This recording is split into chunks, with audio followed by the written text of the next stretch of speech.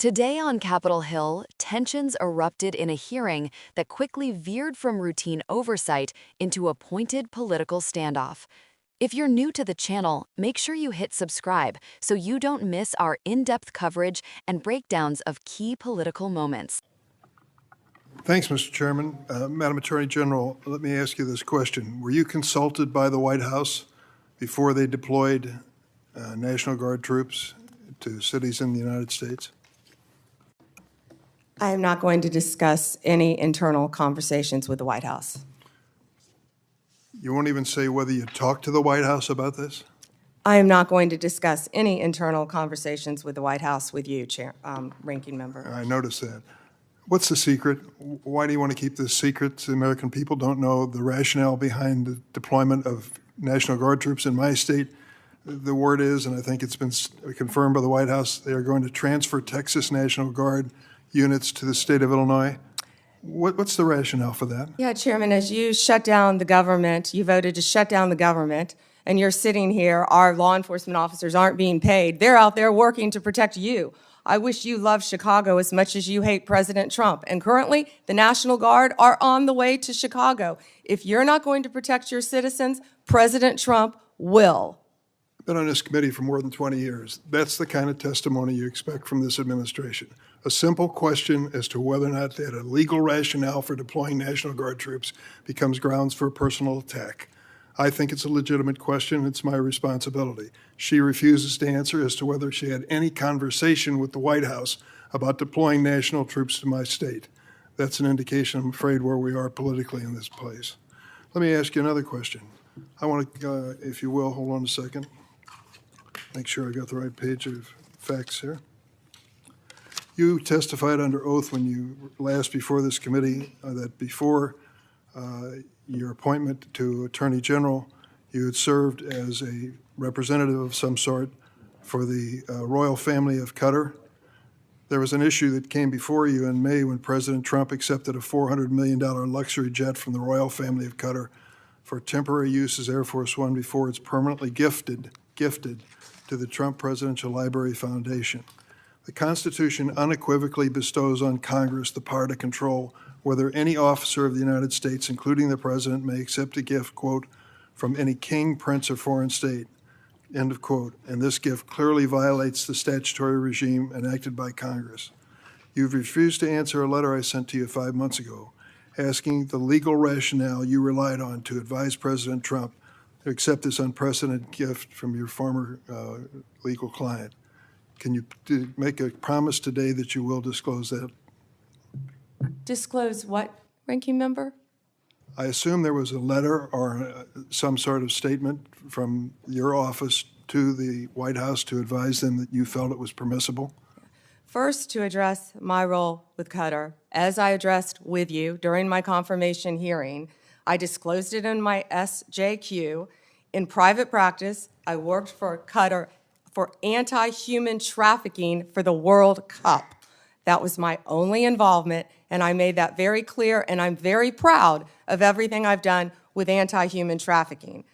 Obviously, in preparing any advice for the President on a jet or anything else, we consult with the Office of Legal Counsel. The confidentiality applies to their input as well. And Chairman, if you would approve and vote to approve, as Chairman Grassley said, excuse me, Ranking Member, as Chairman Grassley said, my employees, we would answer your letters a lot faster, yet you're stalling them at every stop. And to go back to your previous question, your city has a murder rate 5 times higher than New York's. 571 homicides last year. If you were serious about protecting your people, you would be asking this administration for help. You're saying that we're coming into your state and your city. We're there to help make America safe and Illinois safe, whether or not you want to. I believe cutting federal grant programs to law enforcement in my state and across the nation does not make us any safer, and you've done just that. You've supplanted that decision by sending in National Guard troops to California and other places. That is a situation where the governors have not asked for that help. If you truly wanted to do this on a bipartisan basis, you wouldn't defy a governor, you would work with them. I'm prepared to do that. I'm prepared to work with this administration. But cutting these grants to law enforcement does not make us any stronger as a nation or give us the tools we need to reduce crime in Chicago. Now, I'd just like to ask you, when it came to this Qatar situation, did you consult with the ethics office in the Department of Justice before making your decision on this gift of a jet? Chairman, I didn't gift a jet to anyone. My Office of Legal Counsel provides confidential advice to the President, to the White House, period. And you're conflating two issues. Cutting grants, I was very clear about what grants we've cut and what grants we haven't, only 7%. And if you have a grant in Illinois that you think that I've cut that is protecting law enforcement officers or your people, you personally call me and I will work with you to turn that grant back on. I think many of the Democrats here can tell you, I have worked with them to turn grants back on. There's an appeal process. Tell me a specific grant that I have turned off in Illinois that would help law enforcement, and I will work with you. But you have not done that. Did you take a look? The National Guard is on the way right now as we speak. Oh, by the way, so is Director Patel and Deputy Attorney General Todd Blanche. You're sitting here grilling me, and they're on their way to Chicago to keep your state safe. Madam Attorney General, it's my job to grill you. Investigation of your agency is part of my responsibility and this committee.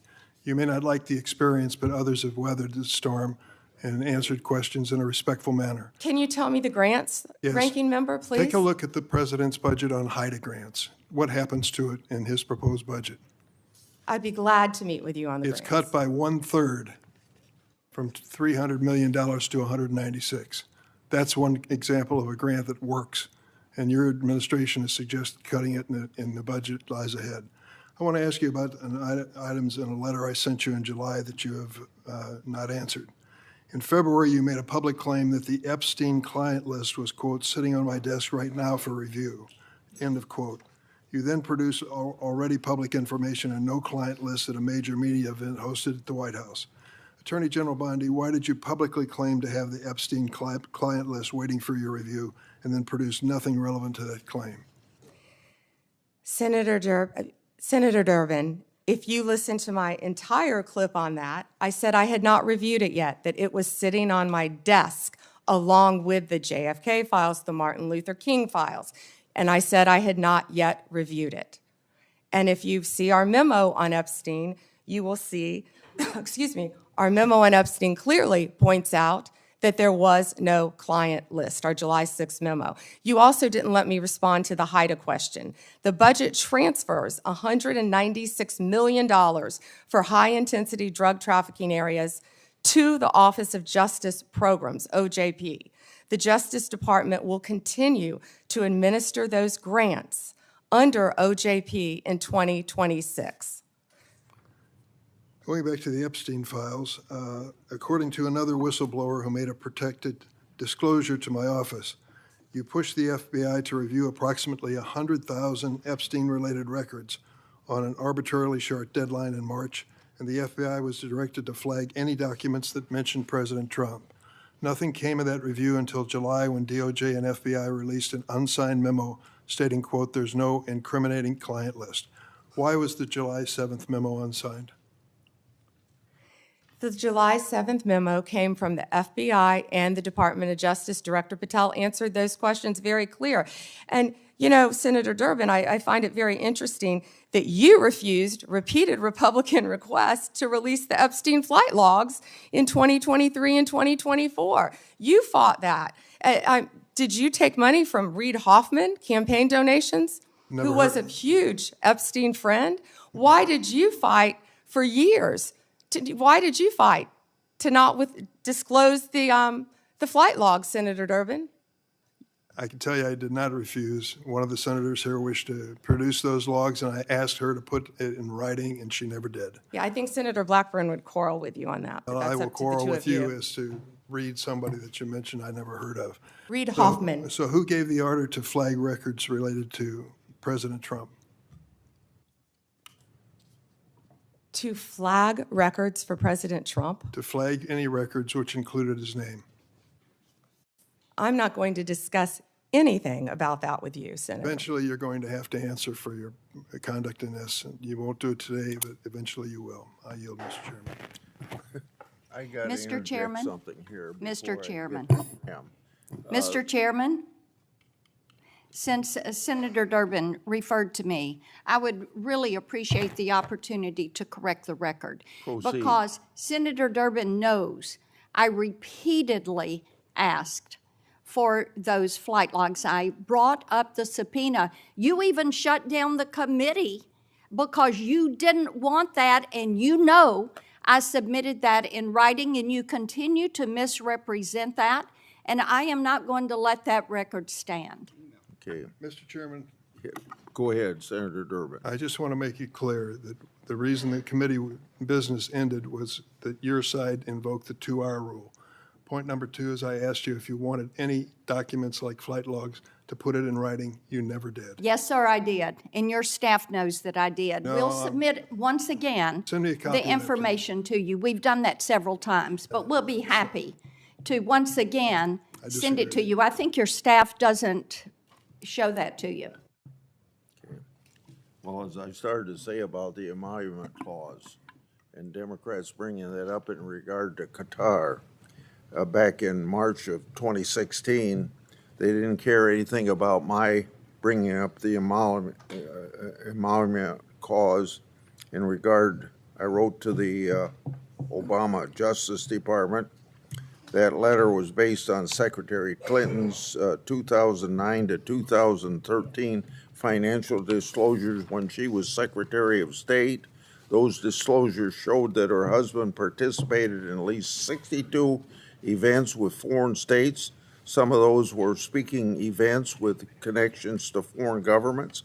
And The exchange began with a straightforward question, at least on paper. Lawmakers pressed Attorney General Pam Bondi on whether the White House had consulted her before deploying National Guard units to several U.S. cities. It's the kind of question that typically earns a yes, no, or a legally framed explanation. Instead, Bondi repeatedly refused to discuss what she called internal conversations with the White House. Her insistence on secrecy immediately shifted the tone of the hearing, raising the temperature in the room and leaving lawmakers to speculate about what was actually happening behind the scenes. This refusal is important because congressional committees are tasked with oversight, particularly when it involves federal authority being used inside states. When the Attorney General refuses even to acknowledge whether a discussion took place, it effectively shuts down one of Congress's core duties. If you're following along, make sure you're subscribed because these are the kinds of nuances that shape how federal power is checked or not checked in moments of political conflict. The tension escalated when a senator pressed Bondi about reports that Texas National Guard units were being transferred to Illinois, asking directly what the legal rationale was. Instead of answering, Bondi countered with a sharp political retort, accusing the chairman of shutting down the government and criticizing his stance on the president. It was a reversal of roles, transforming a legal inquiry into a political confrontation. Moments like this reveal how hearings can become battlegrounds for political narratives rather than forums for transparency, and understanding that dynamic is essential. If you find this breakdown helpful, don't forget to subscribe for more analysis. The chairman, visibly frustrated, emphasized that in over 2 decades on the committee, he rarely encountered such evasiveness. His argument wasn't just procedural, it underscored a growing concern about accountability.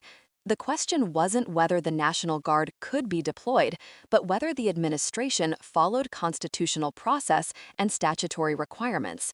When those questions go unanswered, Congress loses visibility into executive actions, and viewers should recognize the long-term implications of that. Again, if you're learning something new here, subscribe for ongoing coverage and context. But the hearing didn't end there. The chairman shifted to another unresolved issue, one he had raised months earlier. He noted that Bondi previously represented members of the Qatari royal family before joining the administration.